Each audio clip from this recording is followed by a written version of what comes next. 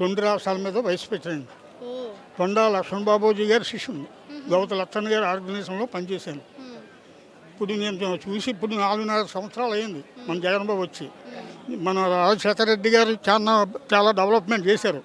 వారు అక్కడ చనిపోగానే నేను సోనియా గాంధీకి మదనబాబు సింగ్కి ఈయన సీఎం ఇవ్వాలని ప్రపోజ్ చేశాను. నేను ఇవన్నీ ఉన్నాయి నా దగ్గర.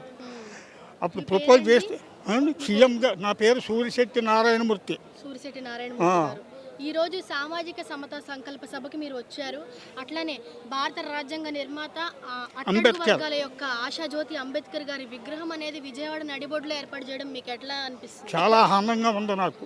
ఎందుకంటే ఇవాళ అంబేద్కర్ రాసినటువంటి ఆ యొక్క సిద్ధాంతాలను పెట్టి ఇవాళ పేద వర్గాలకి ఎన్నో ఇవాళ ఉపయోగం జరుగుతుంది. అది అమలు జరిపింది మన జగన్ బాబే. ఎవరూ జరపలేదు ఇంతవరకు. నెహ్రూ గారి దగ్గర నుంచి చూసుకొస్తున్నాను నేను. కానీ ఇవాళ జగన్ గారు 4.5 సంవత్సరాల్లో చేసిన డెవలప్మెంట్ ఎవరూ చేయలేదు. ఆయన ఇచ్చినటువంటి నవరత్నాలు అన్నీ కూడా డెవలప్ చేశాడు. ఇంకా ఎన్నో చేశాడండి. స్కూల్ బాగు చేశాడు, పిల్లల యొక్క జీవితాలు బాగు చేశాడు.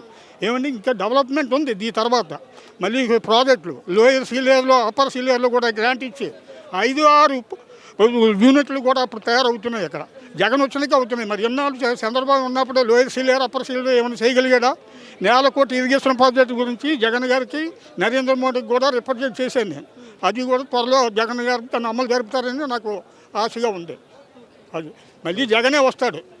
మన తెలంగాణలో ఎలాగ టీడీపీ కనపడలేదు, ఆంధ్రలో కనపడదు. 100%. జై జగన్, జై జగన్.